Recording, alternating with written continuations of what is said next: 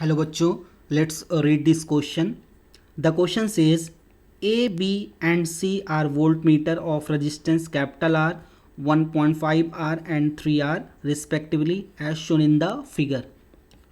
When some potential difference is applied between X and Y, the voltmeter readings are VA, VB and VC respectively then, right? तो यहाँ से चार option दिए हैं, तो चार ऑप्शन में कोई एक ऑप्शन यहाँ पे क्या है, करेक्ट है. तो की कंसेप्ट को यहाँ पे समझते हैं. की कंसेप्ट, तो जो फर्स्ट की कंसेप्ट यहाँ पे हो जाएगा,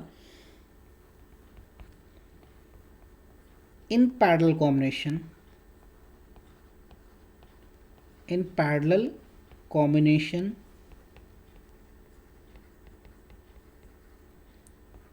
voltage is same across all resistors, right. अगर रजिस्टर पैरेलल कॉम्बिनेशन में अगर कनेक्टेड होते हैं तो उनके बीच जो पोटेंशियल होता है वो क्या होता है, सेम होता है, राइट. और यहाँ पे जो दूसरा हमारा की कंसेप्ट हो जाएगा, किरचॉफ्स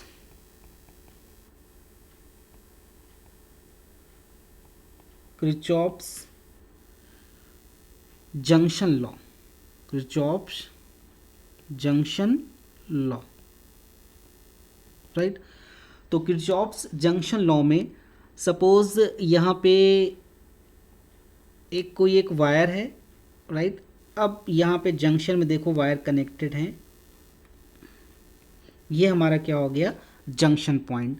सपोज यहाँ से कोई करंट जा रही है आई, तो जंक्शन में यहाँ पे करंट कितने पार्ट में डिवाइड हो जाएगी, दो पार्ट में. ये हो जाएगा I1 और ये क्या हो जाएगा, I2. यानी according to Kirchhoff's junction law जो इनकमिंग करंट होगी आई, वो किसके इक्वल होगी, सम ऑफ आउटगोइंग करंट. यानी sum of incoming current is equal to sum of outgoing current. ये हो गया हमारा किरचॉफ्स जंक्शन लॉ. तो अब इस की कंसेप्ट की हेल्प से अब क्वेश्चन को यहाँ पे क्या करते हैं, सॉल्व करते हैं.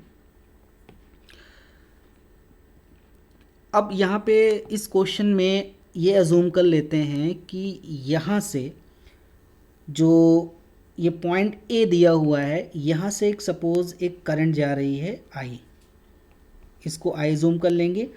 अब किरचॉफ के अकॉर्डिंग ये जंक्शन पे करंट यहाँ से दो पार्ट में डिवाइड हो जाएगी. यानी बी के पास कितनी करंट को मान लेते हैं I1 और सी के पास कितनी करंट जाएगी I2, राइट.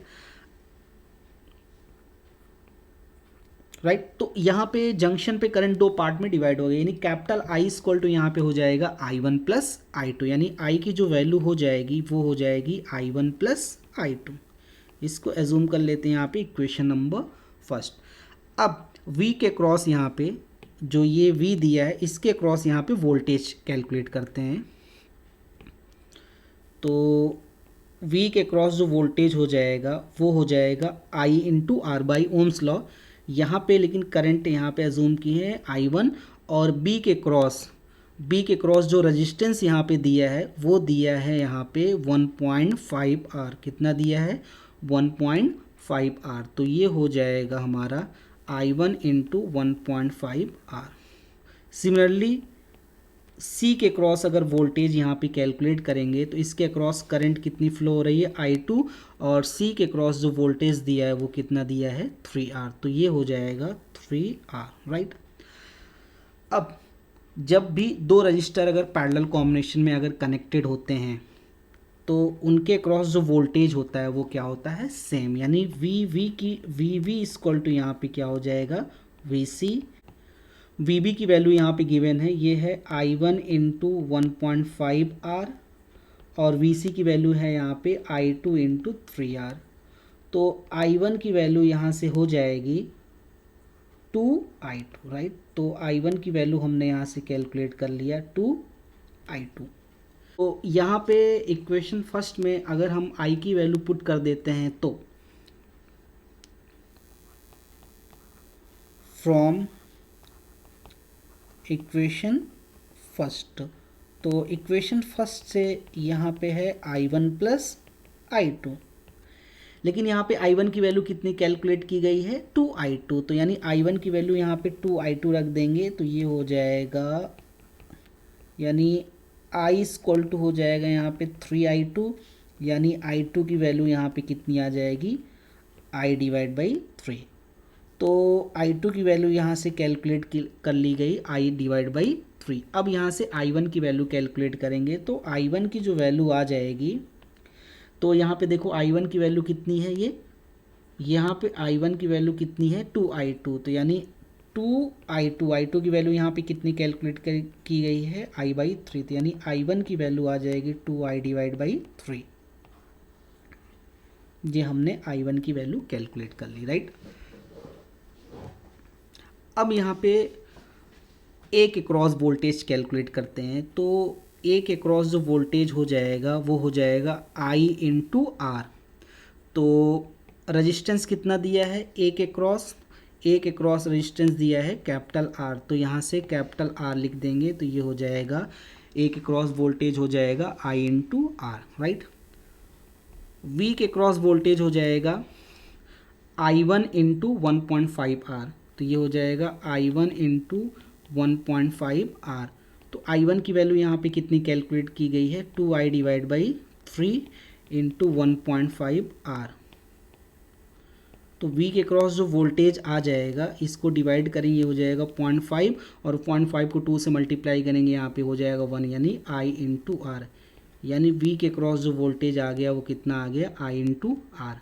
अब यहाँ पे C के क्रॉस वोल्टेज कैलकुलेट करेंगे, तो C के क्रॉस वोल्टेज हो जाएगा I2 इंटू 3R। तो I2 की वैल्यू यहाँ पे कितनी है I डिवाइड बाई 3 इंटू कितना हो जाएगा 3R। तो VC की वैल्यू यहाँ से आ गई I इंटू आर, राइट। ठीक, अब यहाँ पे देखो A के क्रॉस वोल्टेज कितना आया हुआ है I इंटू आर, और B के क्रॉस कितना वोल्टेज आया हुआ है ये I इंटू आर, और C के क्रॉस वोल्टेज यहाँ पे कितना आया हुआ है I into R. Means voltage across A, voltage across B और वोल्टेज अक्रॉस C यहाँ पे क्या है equal, right. So final answer is VA equal to VB equal to VC, and fourth option is the correct option. Hope you understood it well.